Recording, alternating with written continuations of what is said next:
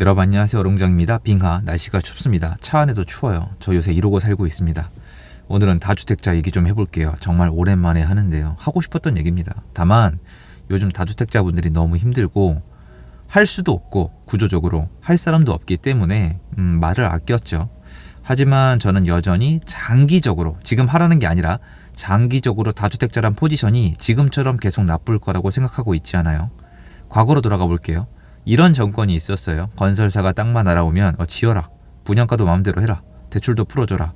그 앞전에 시행사가 작은 돈으로 큰 시행사업을 할 수 있도록 풀어줬던 정권도 있고, 여러분 사업자 코드 뒤져보시면요, 매매사업자랑 임대사업자랑 코드가 있습니다. 뭐냐면 여기에 사업소득세를 매기는데요, 종소세죠. 여기가 바로 네가 먹고 살 영역이다 이렇게 지정을 해줬던 거예요. 매매사업, 사고 팔아라, 임대사업, 전월세 주고받아라. 그럼 이때 예전에 이게 왜 나왔나를 살펴보면은 건설 경기 살리려고, 매매거래 활성화 시키려고, 전세가 잡으려고 만들어낸 겁니다. 근데 지금은 이런 게 전혀 와닿지 않잖아요. 이게 역사의 반복이에요. 찾아보시면은 여러분이 그 당시에 김대중 정권, 이명박 정권, 박근혜 정권 때 정권에서 대놓고 여러분 지금 부동산 경기가 너무 안 좋으니까 투자하세요. 집 많이 사세요. 집 사서 전세로 갭 투자하세요.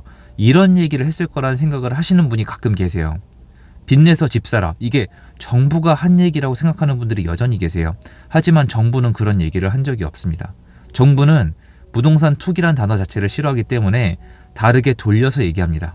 제가 이 얘기를 왜 아꼈는지 말씀을 드릴게요. 일단은 제가 이 얘기하면은 윤석열 정권이 이제 그거 하려나 보다, 그렇게 생각하나 보다, 이렇게 오해를 하시는데요. 이번 정권은 달라요. 제가 그냥 싫다, 못한다 이런 얘기가 아니고요. 과거 정권이랑 결이 달라요. 정말 저 지난 정권도 잘못하고 있다고 말씀을 드렸지 이 얘기는 한 적이 거의 없어요. 이번 정권은요, 무능해요. 그러니까 몰라요. 뭘 해야 될지를 모르고 할 마음이 없어요. 그냥 문제가 생기면 수습한다요. 이번에 지금 그대로 가고 있어요. 한국은행이 금리 낮췄다? 언론이 때렸잖아요. 이거 내수 경기 침체다, 내수 살려야 된다. 그러니까 바로 발표하잖아요. 내수 경기 살리겠다. 어떻게 살려요? 백종원 1000명 만들겠다. 아니면 배달 수수료 깎아주겠다. 그냥 나오면 수습, 나오면 수습, 이거밖에 없어요. 어느 방향으로 이끌어 가겠다, 나는 보수다, 나는 진보다, 나는 규제하겠다, 난 부양하겠다, 이거 하나도 없어요.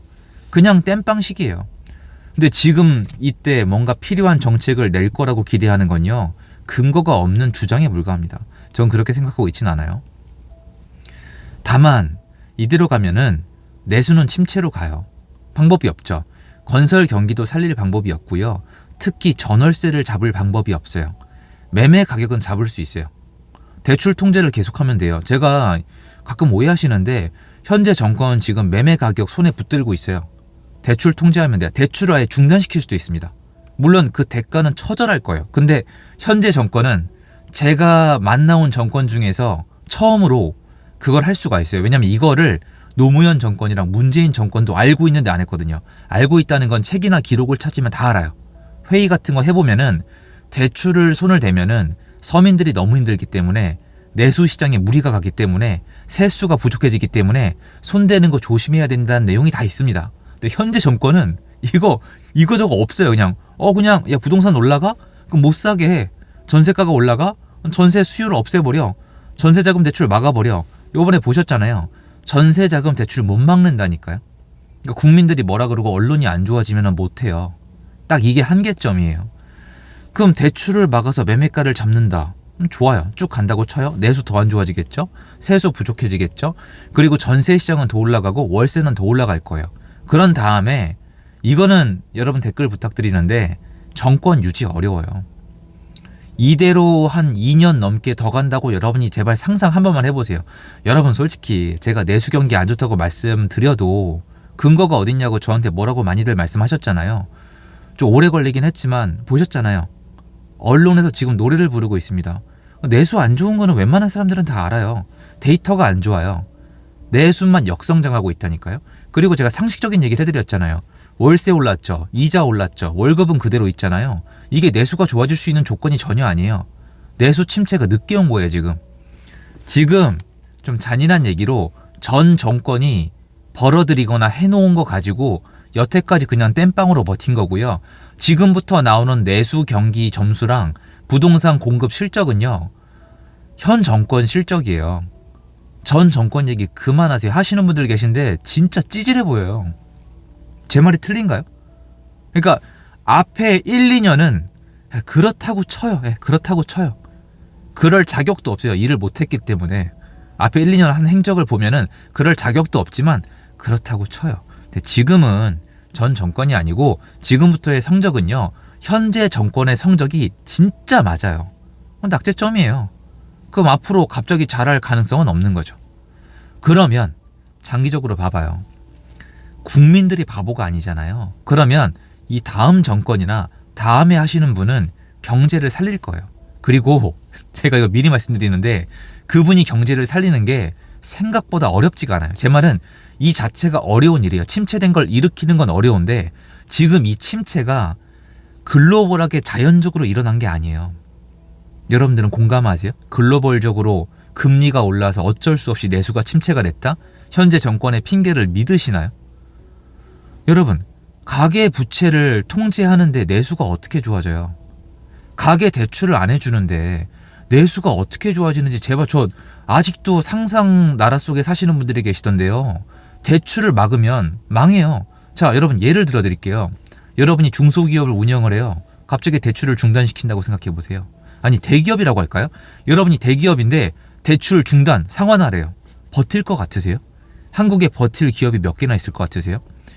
한 단계 더 가볼까요? 한국 부채 있죠. 한국에 외화 부채 있잖아요. 갑자기 갚으라고 해보세요. 갚을 수 있나 없나? 디폴트 날 수도 있어요. 국가도 못 갚는 주제에 서민들한테 대출을 막았잖아요. 이거 하면 안 돼요. 부동산 하나 때려잡자고 이게 뭐 하는 짓거리예요. 그럼 그 다음에 자연스럽게 깔린 게 아니니까 대출 풀고 내수경기 부양, 부동산 부양하면은 일정 기간 동안에 내수가 확 살아나요. 이때 사람들은 만족감을 느낍니다. 다음 정권을 운영하시는 분이 조금만 노력하면은 대단한 인기를 누릴 수 있다는 거죠. 그리고 이 과정에는 역사적으로 봤을 때 다주택자가 다시 나와요. 왜? 여기 지금 이 내용에 공감 못 하시면 댓글 달아주세요. 여러분이라면 지금 월세랑 전세 가격 어떻게 잡으실래요? 또 머릿속에 그거 들어오시죠? 월세가 상한제, 전세가 상한제. 그거 안 통해요. 그렇게 안 됩니다. 전 월세를 안 놔요. 일정 기간 시장에 데미지가 올 뿐이에요. 내수는 더 침체됩니다. 이미 답이 나와 있어요. 월세랑 전세를 잡으려면 월세 공급자를 늘려주면 되고, 전세는 전세입자에 대한 전세 공급자를 늘려주면 됩니다. 그게 누구예요? 다주택자예요. 없으면 새로 집을 사서 전월세를 놓게 만들어줘야 됩니다. 이게 다주택자예요. 1가구 1주택자는 세를 안 놓잖아요. 그럼 이 사람들이 자유롭게 거래를 하게 되면 어떻게 돼요? 거래량이 늘어나잖아요. 이 과정에서 뭐가 필요합니까? 대출이 필요하잖아요. 그럼 어떻게 돼요? 여기서 경기가 돌죠. 여러분 이사할 때 돈 많이 쓰시잖아요. 부동산 거래할 때. 그뿐만이 아니라 세금도 많이 들어옵니다. 그럼 경기가 웬만큼은 살아나요. 지금처럼 바보짓거리만 안 하면 된다는 얘기예요. 그러면 조금 멀리 보면은 다주택자란 포지션은 끝난 게 아니죠. 그래서 지금 정권이 잘못한 대가가 뭐냐면 똘똘한 한 채예요. 너무 심해요. 사실 한국 부동산의 역사가 40년이 있고 동네마다 계급이라고 표현하면 좀 그렇지만 아무튼 이 가격 차이가 있어요. A단지, B단지, C단지 이렇게 A급, B급, C급 하면은 이 밸런스가 지금 다 깨졌어요. 안 맞아요. 일정 지역의 일정 단지가 말도 안 되게 비싸요. 물론 제가 그 동네를 지금 비싸다, 나쁘다고 폄하할 수는 없어요. 좋은 단지니까. 근데 너무 심해요. 어떤 단지는 아예 회복을 못하고 있는데 어떤 단지는 신고가를 넘어서 지금 더 달리고 있어요. 그리고 지금 강동구에 지금 입주하고 있잖아요. 포레온. 여기 가격 떨어지는 게 맞아요. 입주장이 좀 떨어지는 게 맞잖아요. 그때 좀 원하시는 분들도 새 아파트 원하시는 분들 늦게 들어왔지만 전월세 원하는 분들은 골라가야 될 거 아니에요. 이게 뭐예요?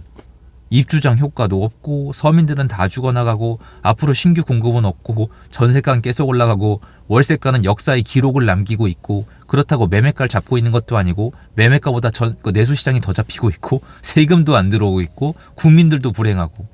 행복한 거는 고위직 여러분밖에 없어요. 여러분들은 행복하죠. 고위직이니까, 그 자체로 좋으니까. 서민들은 지금 다 죽어나가요. 다만 제가 얘기해봤자 저 같은 사람들은 특히 지나가는 개 짖는 소리만도 못하게 듣는 거 알아요. 저도 많이 느끼거든요. 근데 시장은 그렇게 돌아갈 거예요. 그래서 지금은 다주택자 하기에 좋지 않지만 계속 이렇게 가지 못해요.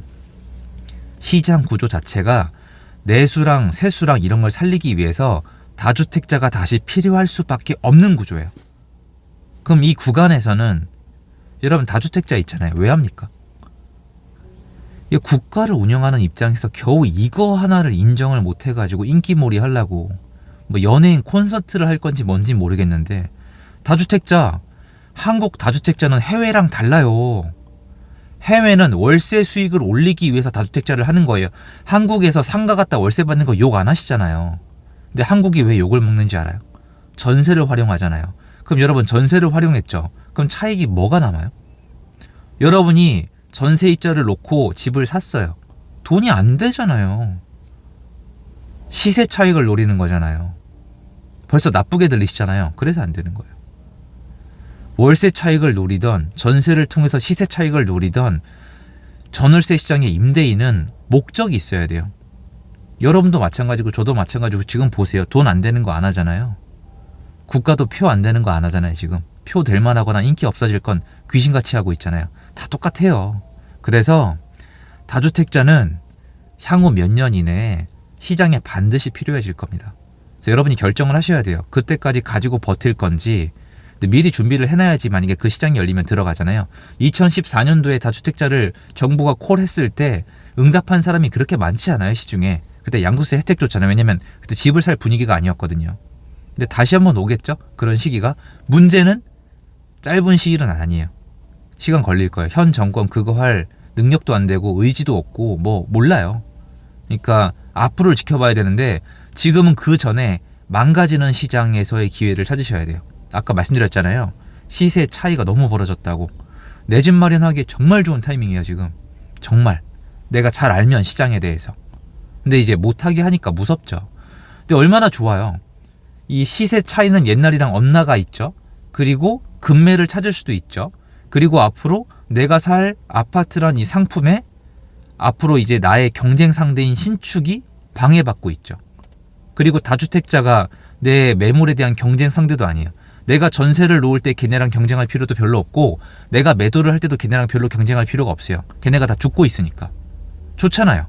그러니까 사람들이 부동산을 잘 아는 분들이 활동을 잘 못하고 있단 말이에요. 그런데 사람들은 아무도 집을 안 살려고 할 거예요. 이게 반복이에요. 현재 정권 같은 이런 시기도 반복이에요. 좀 심하긴 한데 그리고 다음 시장도 또 오는 겁니다. 그래서 부동산은 끝났다 앞으로 투자 못한다 절대 아니에요. 항상 준비를 하셔야 됩니다. 전 그거 하는 사람이잖아요. 그거 말씀드리고 싶어서 오랜만에 다주택자에 대해서 말씀을 드려봤습니다. 현 시장에 진짜 필요한 건 다주택자예요. 편하게 얘기할게요. 왜냐면 아무도 안 들을 거니까. 그리고 이거는 사회적인 현상이기 때문에 앞으로 일어납니다. 다주택자를 다시 소환하는 시기가 올 거예요. 조금이라도 제정신 박힌 사람이 컨트롤하게 되면요. 그때까지 좀 기다리셔야 됩니다. 힘내셔야 됩니다. 같이 살아남읍시다. 적자 생존, 각자 도생입니다.